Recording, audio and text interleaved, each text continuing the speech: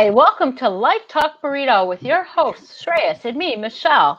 And today we're welcoming our guest, Brittney Swan. Hey, glad to be here. I'm so excited.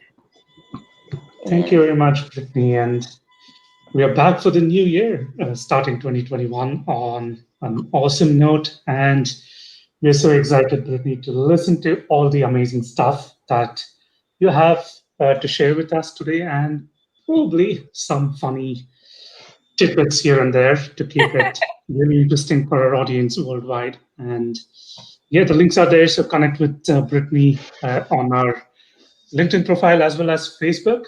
And so the first question, which this was one of the most frequently asked question, which is what was your biggest challenge in 2020? Because Brittney, you're also into the career space where you write professional resumes. So we'd like to know the both versions from Brittney as a person and Brittney as the professional resume writer. So what was your biggest challenge? Growth in a time of non-growth. So really getting, last year we added 4 people to our team. So it really just came from me to 4 people. So going through a pivotal adaptation in a time of COVID was really hard. And what I had to do is realize that I needed to shift my entire marketing plan because I was strictly dealing with CEOs, executives, and then now I'm getting people from anybody from, we were just talking about this Disney executives to janitors and customer service. So when I added my team on, we really need to focus on how we can leverage all of that for all industries. And we just hit it out with a bang. And this year is no different. We've already landed 5 jobs and it's January 6th. So That's absolutely awesome. I do want to ask everyone who's joining us. First, I want to say thank you for joining us, and make sure you comment. Let us know where you're coming in from, and if you have questions, make sure to drop them because we will give Brittney an opportunity to answer any questions you have. Again, she does resumes, cover letters. She does coaching, career coaching. What else you want to add to that? I even do ghost applicating, which is like my favorite thing. It's usually for my C-level executives, but I go on to their LinkedIn or career sites and I pretend like I'm them. So I'm like, hi, my name is Todd. Here, I just applied for this job. And then I go back to Todd or Mary and I'm like, okay, next week you have this many interviews. But most of what Swan's Resumes does is I work with Google, Apple, YouTube, Cisco. I help streamline their recruitment processes. I talk with their executives. Most of our work was in that. And then within the next 5 years, we really bumped up our secondary income with resumes. So even though I've been doing this for 17 years, utilizing the recruitment experience to heavy hit these resumes has been crucial because I see a lot of resume writers out there and they're great. They make the most beautiful documents. However, as a recruiter standpoint, we spend 25 to 45 seconds on this document. I formulate it for recruiter and I formulate it for online ATS systems. Boom, you're golden. But a lot of people, they pay like $500 for these documents and all they are really pretty documents. So we offer a lot of coaching, a lot of insights, but we also do document work, state documents, graduation documents, all of that good stuff. Awesome. And if you want to find Swan's Resumes, it's swansresumes.com. Going back to the first question you answered for Shreyas about the challenges you faced, what kind of life lessons have you learned from those experiences in 2020? It's okay to say no. I'm such a yeser. Yeah.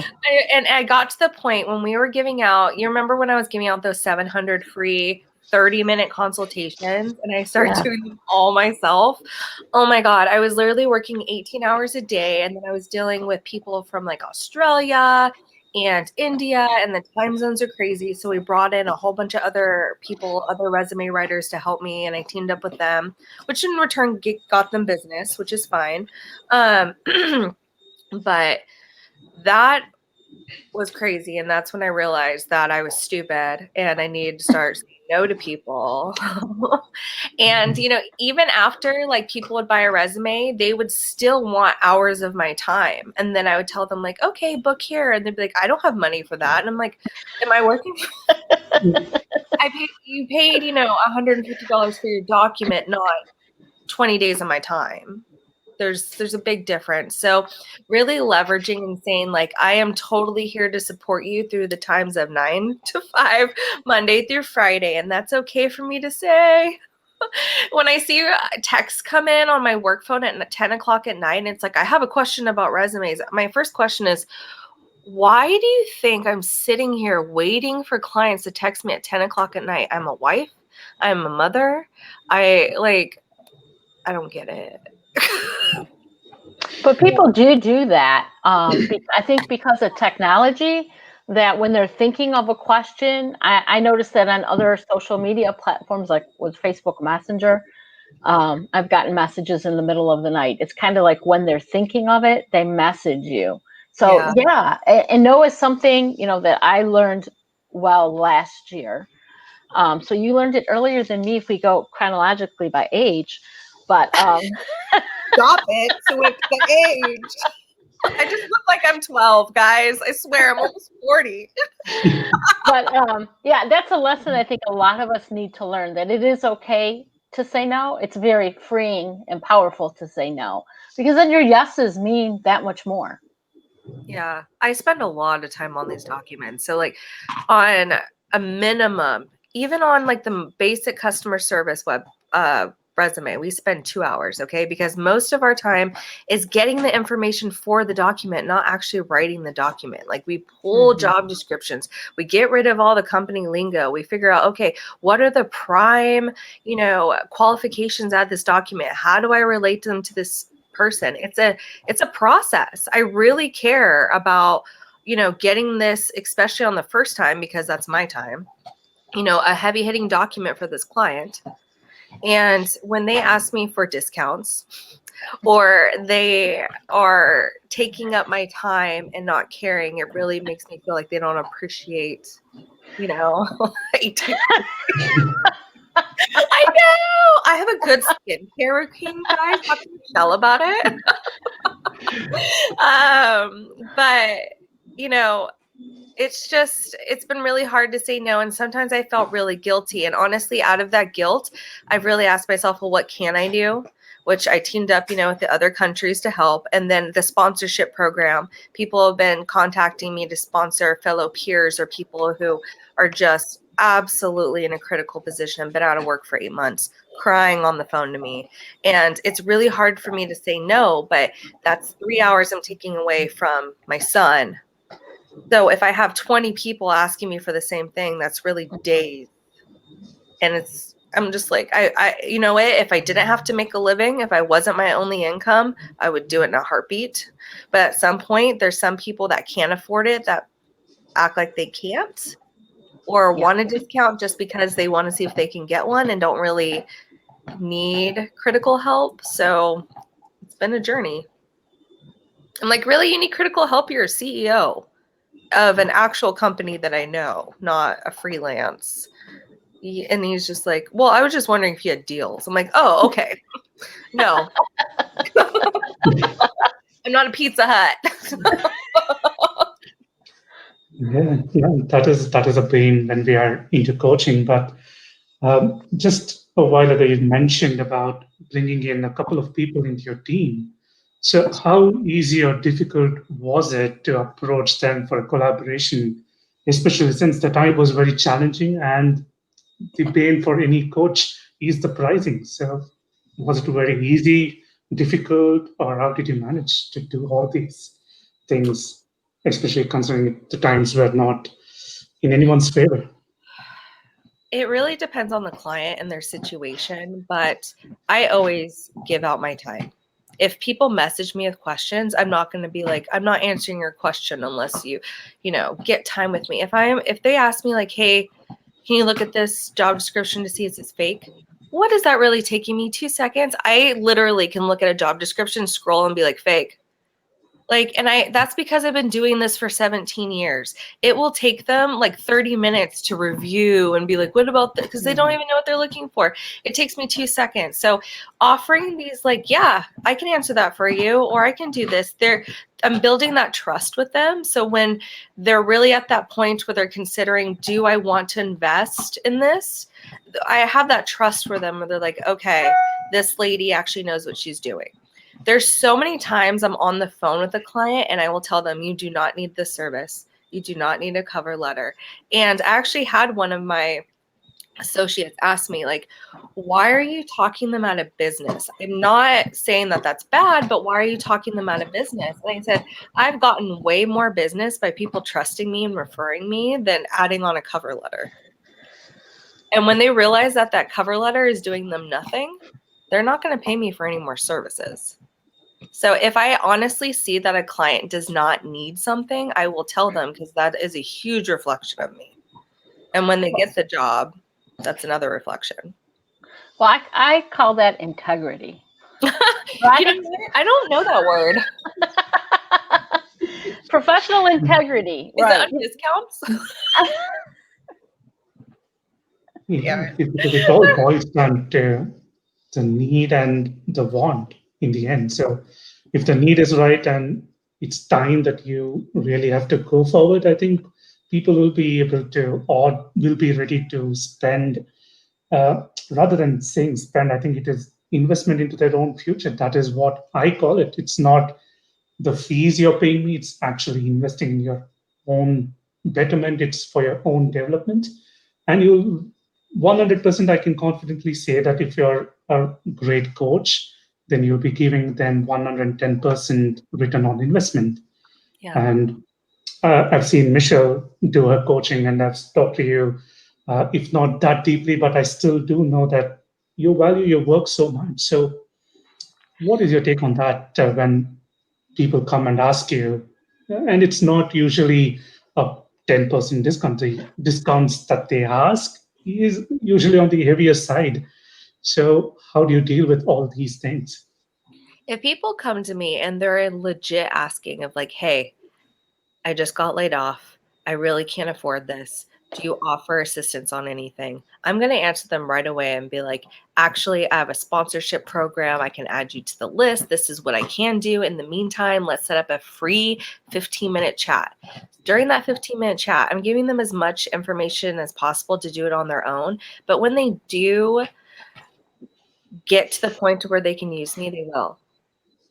So when people ask me for discounts, I don't automatically roll my eyes and get mad, because it really depends on the situation. I get mad when people are literally, quote unquote, yo, bro, 2 for $75, your prices are steep. I'm like, yeah, that's because of who you are. Like, I'm sorry, but even if you were to ask me a little nicer, like, I could give you more information, but this was not someone in a critical crisis. Like, you just had to funnel out who is legit and who is not. And I can only tell that by people who actually book a consultation with me are usually the ones that are serious and take my free time. So I offer free time all the time. I'm not a Scrooge, but just don't, schedule 4 free 15-minute calls. I'm like, I did the math. You owe me $100.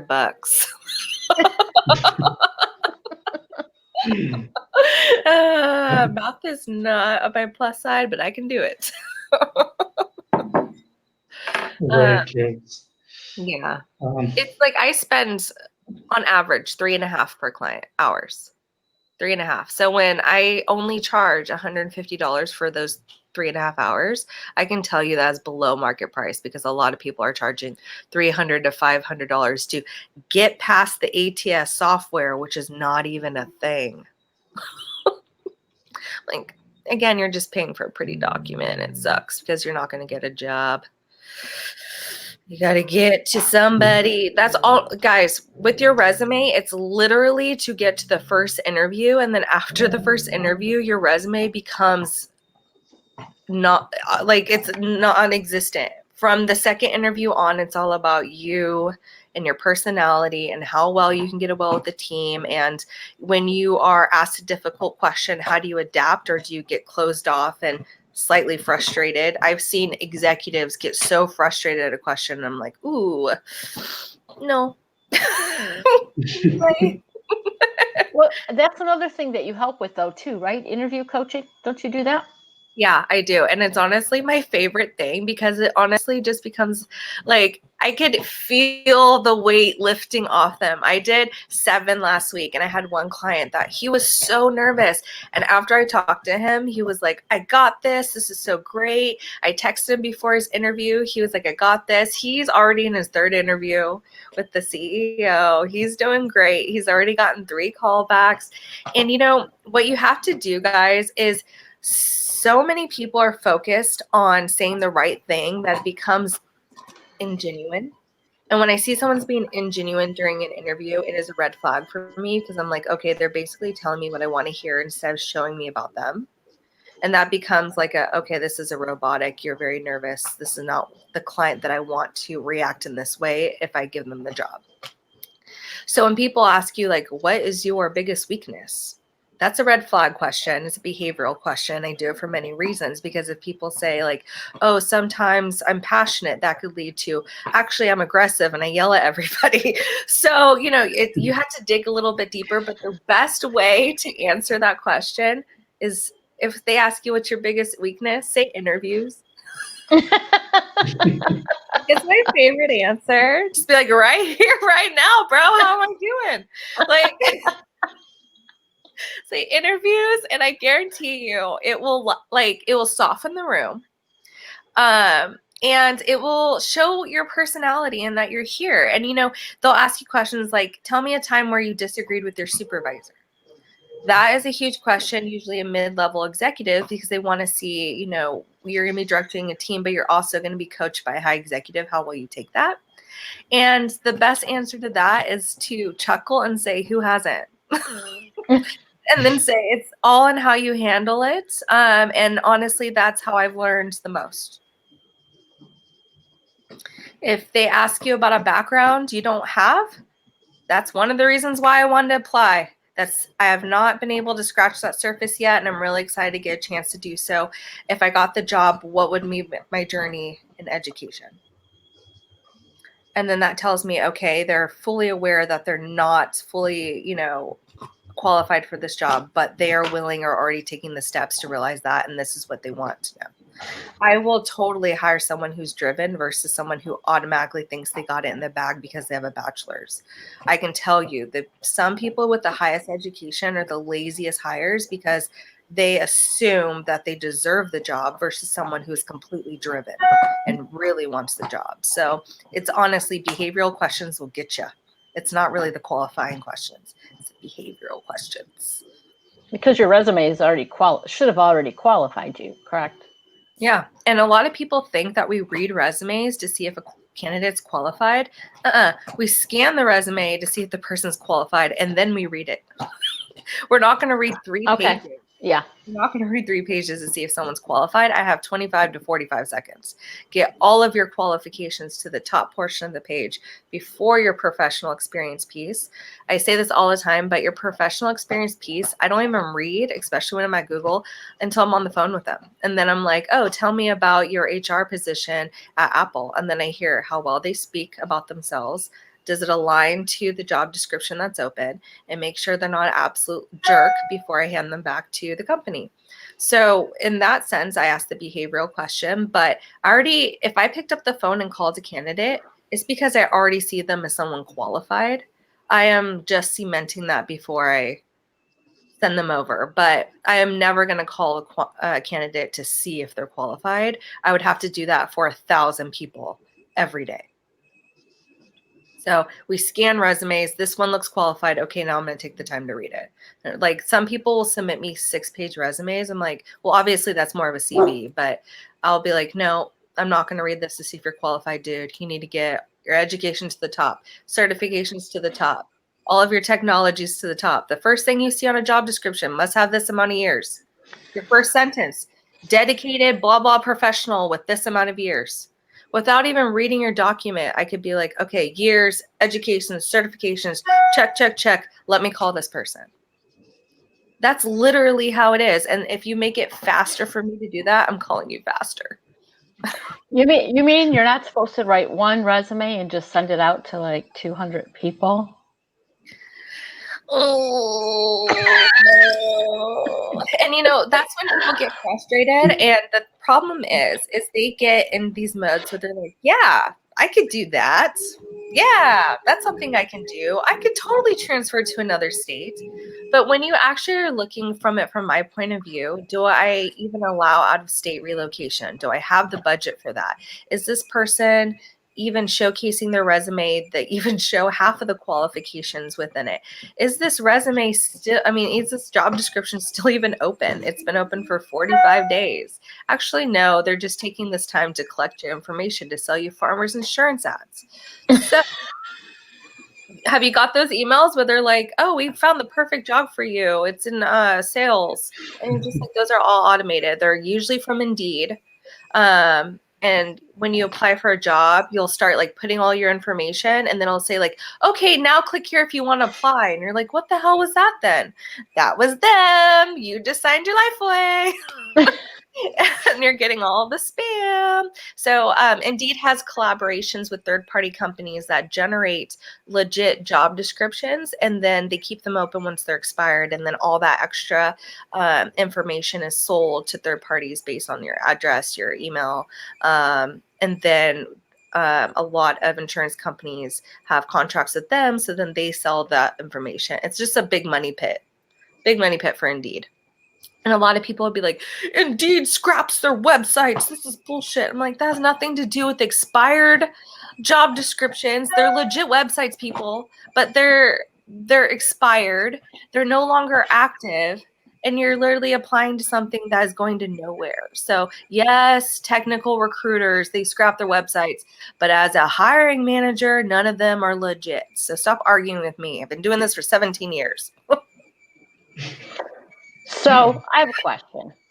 So if I had decided to use Indeed to look for a job, yeah, and I find something that I feel I'm suited for, I have the experience, the qualifications, whatnot, in a place I want to work, it's best to go look at that company site to see if it's posted. Yes?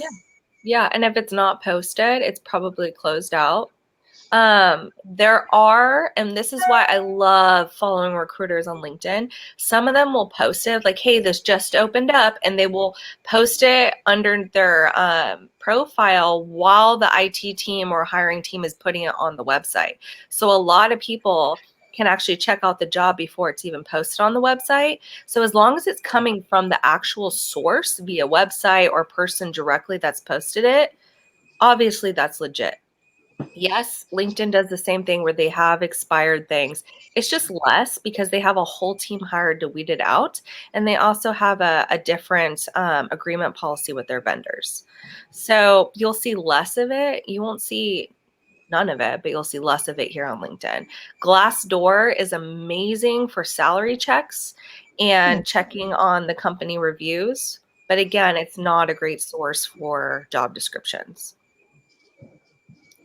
Okay. To answer your question. Yes, you did answer my question very much so, and gave a little extra. Yeah. That's me. I'm extra. Does that mean we got it? For a job, right? Yeah. Are you secretly looking for a job? Me? Yeah.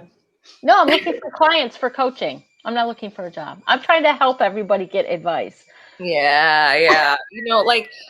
Some people come to me and they're like, I don't even know where to start with writing a resume. And honestly, it starts with you pulling job descriptions first. A lot of people will start writing their resume and then pull job descriptions. They're having to go back and tailor.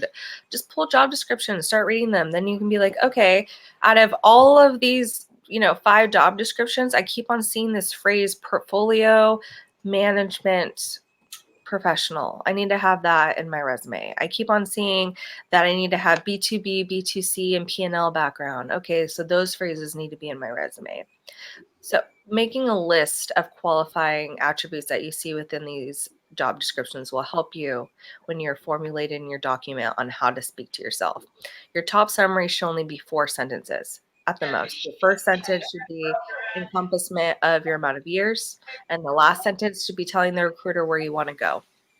The middle of that is how you moved yourself within your career.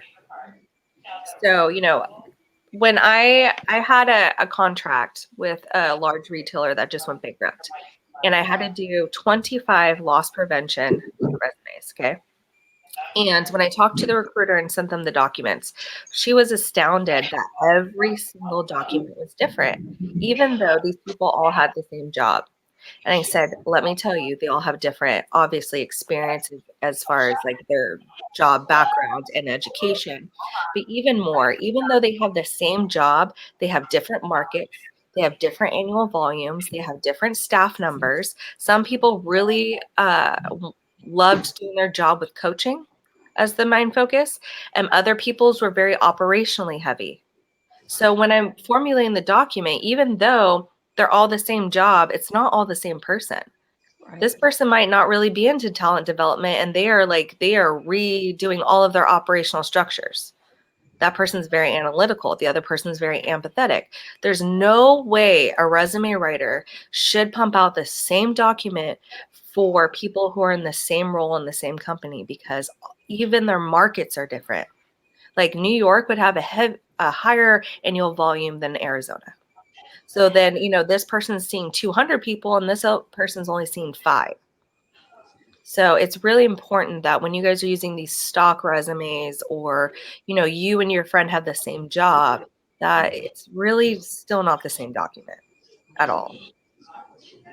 That makes sense. Yeah, absolutely. So And we, yeah, did you want, go ahead. correct. I just wanted to touch upon LinkedIn because we met because of LinkedIn. So, what are your thoughts or your opinion of using your LinkedIn profile as a resume? Does it work? Does it capture the recruiter's attention? And do you have any chance of attracting job offers through LinkedIn profile as your resume? So LinkedIn lately has been a huge source of my passion, but also my frustration. So with your LinkedIn profile, it should mirror your resume as much as possible. You will see resume writers out there saying, don't post your resume for everyone to see because your LinkedIn profile is the same. Okay, so then it should hurt nothing? Or do you not want to see that you literally generated the same document for all 50 of your clients? So,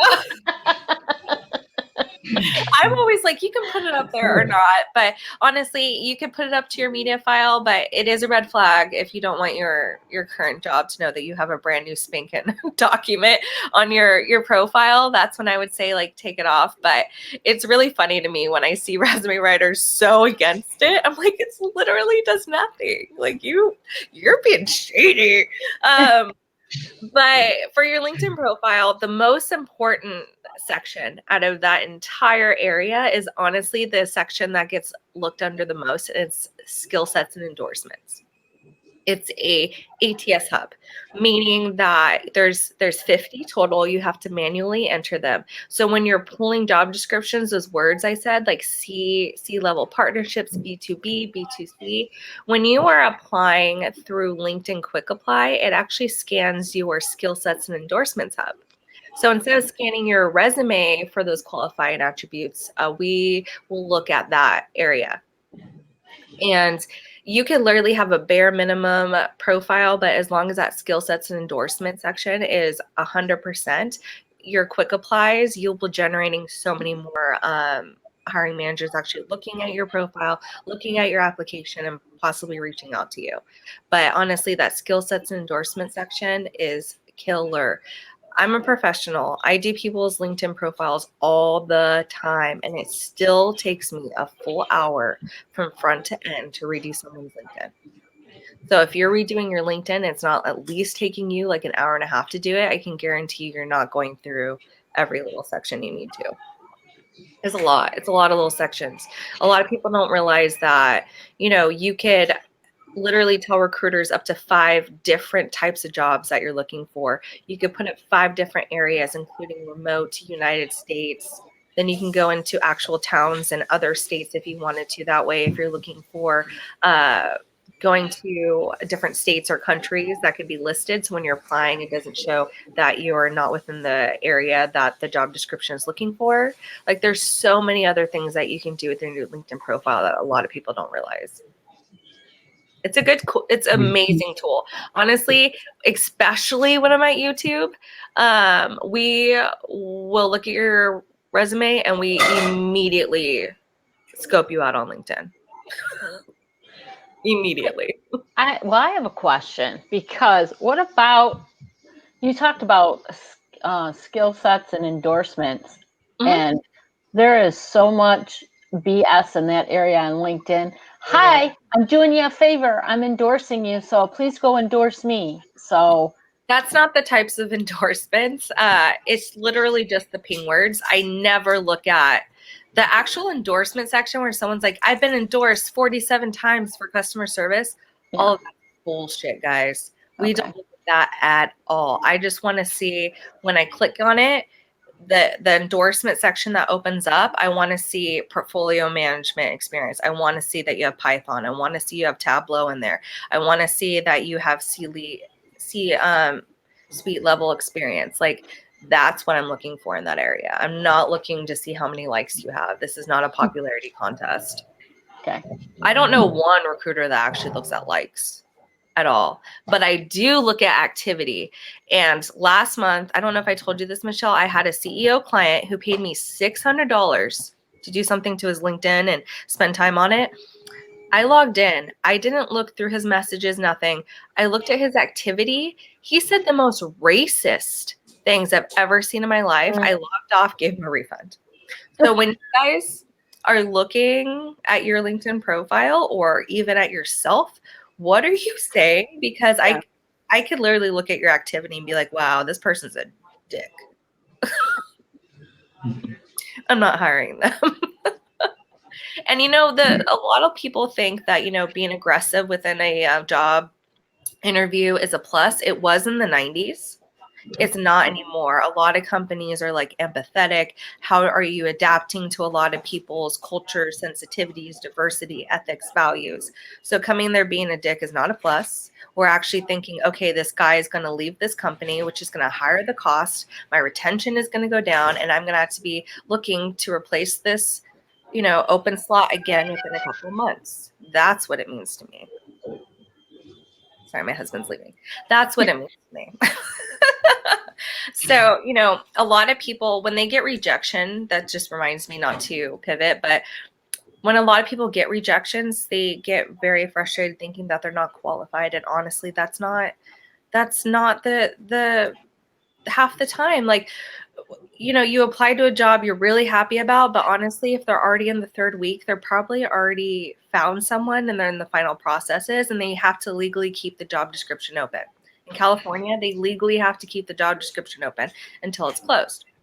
So, and in some states, if you have an internal position, you still have to put it on as an open position, even though you're only looking internal. So, there's so many things out there that are saying like, oh, sorry, we went with another qualified candidate. That's literally cost.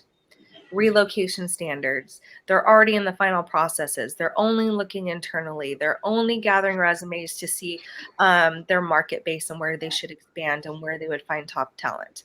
There's other things that are not you or your qualifications that you literally have no control over.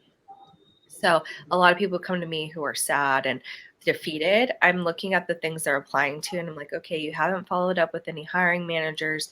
You haven't sent any personal. All the jobs you applied to are 10 hours from you and all expired.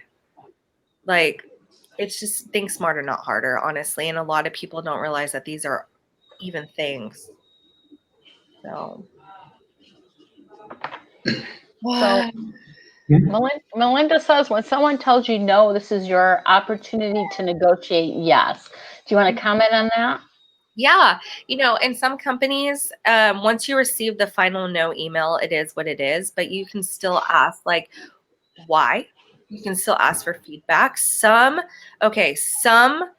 companies like Amazon, they don't provide feedback. They don't. And yes, some of it's legal reasons and they get a crazy amount of applications, but they don't provide specific feedback. One, because it can get them in trouble if they say the wrong thing. And two, it would be crazy if they did, I'll tell you. Because when I'm over there, it's so crazy. So, negotiating the yes would be like, okay, is there anything that I said that would make you believe that I wasn't, great for this job title? And usually they'll provide you feedback, and that's your turn to swap around and be like, oh, I'm sorry that I gave you that impression, but actually X, Y, and Z. That would be more of an interview question, though. So at the end of the interview, you ask them, is there anything they've said during this process that made you think that I'm not the complete fit for this position? And that's your time to turn maybe their no in their head into a yes. And a lot of my clients have turned a very awkward interview into a positive interview after that, because it's like, hey, this is what you thought. That's wrong with me. Actually, I didn't tell you this, this, and this. So not all companies will actually even reply to you after you've been rejected. So you can't always turn a no into a yes, but you can always try. There's nothing wrong with trying. But to get less of those no's, what you need to do, okay, is do what I did as far as like contacting the right job descriptions, the right times, really doing your research on what they're looking for. But after you apply to the job, reach out to the recruiting or hiring manager and say, hey, I'm reaching out to you because I just applied to this position within your company at this yada yada. Here are the documents I submitted directly. I would love to get a chance to talk to you next week. Brad. A lot of people send like 2 pages of like, just, I have 10 years of experience, blah, blah, blah, blah. Honestly, it almost looks like a scam ad. You get where you're like join my marketing event for $100 a month. And you're just like, delete. So a lot of people might just think it's that. But just keeping it sweet. A lot of people will be like, well, did you apply online first? And that kind of cuts that conversation right then and there. If that makes sense. Yeah. So just do what you can. Contact the right people. And honestly, I can guarantee you'll get an answer a lot faster of like, we're already in the final processes. Let me put you into, contact with this person, or I actually need a little more about your background. And then that's when you do your thing. You work at Beyonce. Very true. So communication and networking, I guess, are some of the key things that you should really look into going forward in 2021. So that brings us to the next question. So what is one thing that you'd like to change for yourself as a person and as a professional resume writer in 2021? Redirect my passion. I get very snarky and I get very involved emotionally when I see things online. Like, I see things like, oh, you should take off your looking to work banner because you'll look desperate. And I'm like, first of all, you're not a recruiter. Don't give advice on recruiting. Okay. Second of all, these people are desperate. Literally yesterday, I had a grown man bawling on the phone with me. Like, this is the reality. We are desperate. We are looking for jobs. I will never be like, oh my God, that person has a banner. Screw their 25 years of experience and a master's. What the hell? Like, this is stupid. And these people are getting like thousands of likes. And I'm like, now I'm literally, without exaggeration, getting people like, I am so confused. I'm getting all this misinformation. I'm putting my work banner on and then I'm putting my work banner off and then I'm doing this. And it's just, you think it's just a banner, but it's so much more to a person's frustration when they're being told they're doing something wrong, then they're being told to put it on. And they think that since these people are getting thousands of likes, that it's legit feedback, and it just drives me crazy. And I get a lot of haters that are like, wow, you're rude about this. I'm like, I'm rude about this because I have a single mom on the phone bawling to me because she's taking her work banner off because someone told her she looked desperate. Like, let's get rid of this taboo desperate. We're in a pandemic. Yes. Some people can't afford to eat.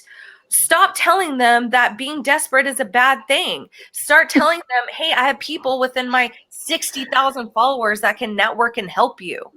Like, do something that's more. See, I'm getting passionate again. My answer is to be less passionate. You said redirect, and that's probably better than be less. You originally said redirect. It really hurts my heart. And like, these people are just, and they'll do all these like PowerPoint templates, and they're like, don't look desperate in the workforce. I'm like, you are not even in the workforce. Stop it. Post something that actually makes sense out here. I'm just going to say that I probably know at least 1 or 2 coaches that can probably help you with that. What about my road? Right here. Oh, I just really care about my clients, guys. And I know that's like an eye roller, but I really do. I cry with them when they get jobs. I scream in the house. I scared my dogs like the other day. Andrew, I scared my dogs. He told me I went to 3rd round. I was like, bah! No one else was here. My cats were like, what the fuck? Like, I get so hyped and excited. 42 people last month, guys. And that's with Christmas. That's with New Year's Eve. Like, I was so excited. I was hoping for 25, 42, and then 4 or 5 this month. I think it was 5 this month already. So I'm so excited. I just want to help people, y'all. And honestly, the more I help people, the more people are like, contact this girl. And the more that people are like, contact this girl, I can add people to my team. I'm hoping that if we can add 2 more people to my team this year, we'll generate a little over $500,000 this year alone. That's awesome. A lot of people contact me thinking I'm just little old me sitting on my couch, which I am, but I actually run a freaking business. And when people are like, hey, I have a question, I'm going to call you in 15. I'm like, I'm on a Zoom call with Apple. No, you need to schedule with me, guys. And they're like, I called you, you didn't answer. Correct. I'm on the phone, just like I was with you. That's why you see my emails coming in at 1 a.m. because I'm working a lot. Okay. Melinda has a question. How do we redirect ourselves talent during this new normal? Yes. I love this question. Occupational pivots are my absolute talent. Look for the common variables. A lot of people don't realize that operational functions get you to so many places. You've trained people. Guess what? You can do that in any industry. Okay. You streamline operations to make them work better. That happens in any industry. You make clients happy. That happens in any industry. Look for the common variables, and it's easy pivots right now, without saying names because I have a huge confidentiality. But I have one person who's doing a crazy pivot. They have a background in health. They work at Taco Bell. They want to get in law enforcement. I love this. I live for this. Because when they see their documents, they're like, holy shit, this is me. And I go, this is you. Like, that's like my favorite thing is when people look at their documents and they're like, oh my God, like I do all this. And I'm like, yeah. So, look for the common factors. Look for what did I do that's transferable. And I know that's like empty words, but when you pull the job descriptions, like I suggested, it will give you those ideas. You'll start seeing those things of like, a lot of people, especially of higher ups, will push back on me and be like, I don't need to put MS Word on my document as a skill set under technologies. And I'm like, I have CEOs that can't even put a Word document into PDF because their assistants do everything for them. And as a recruiter, I know this. That's why it's on the job description as a non-negotiable. If it's on the job description, it's on the job description for a reason. Not for you to assume that you don't need it on yours because of who you are. But, it's just like, if it's not that big of a deal, say you know it. Just say you know it. And guess what? It's a ping ATS. So if I want to look at all my CEOs who know Excel, I'll put Excel, this amount of years, enter, yours will pop up. That's how it works. So if you don't have it, you're not popping up and you're not getting calls and you're not seen as qualified. Put damn MS Word, uses MS Suite 365. That's the ATS ping. You know, Google Docs, it's called Google Analytics in the ATS ping. Utilize your tools. So we take 2.5 hours, guys. It's not a 30-minute process. All right. So Brittney, you've shared a whole lot of tips, too much to take away. And I know you're a very busy coach, so we'll end up with this one last question. So if I ask legacy of Brittney Swan, your response would be? I really started this company up as a nonprofit. We started helping college students. We started doing a lot of events and putting bands together, and all the money would go to cerebral palsy or breast cancer. And each month we would pick a different one. And I really want to get back of my legacy of having that foundation. So once I think we generate more on my team and I can get less of the actual writing and more of the CEO work, I would love to start focusing my own time and my own legacy on the nonprofit area again. A lot of ours was an animal welfare, which is why I have a farm. We only saw one dog. Okay, well. Great Pyrenees, Great Dane, 2 cats. And that's, I honestly, I'm the happiest not when I get new clients or money. Obviously, that's why I do things, is to fund my family. But these wins, like, they really get me up in the morning, guys. Like on Mondays, when I get texts of just like, I got a call back, that really wants me to take my next call. Because I'm like, this is going to happen to you. And when I have someone crying on the phone and they can't trust me yet with their documents, and I'm like, I just worked with the executive Disney, or I just worked with an operations CEO of Tenet Healthcare, or, I streamline functions at Google. Like, these are things that I could talk about to ease their mind, but it's not really until they work with me that they're just like, okay, she's answering my questions. Any things I have questions about, she's actually telling me why. I'm just not like, nope. I'm like, no, because this is what they're thinking. It's an educational process. And if people don't ask me questions when they hire me, it's like my least favorite thing, because I don't really feel like they're taking in what I do or appreciating how much work that I put into these documents. Like, you'll also see when I do a document, every single sentence will never start the same way. So as an I flow going all the way down, it will be completely different words instead of manage, which I see millions of times a day. It's supervised, supported, dedicated. Like, I'm actually continuing to read something different. Then I break it up with bullet points. It goes to the strategic I flow all the way down.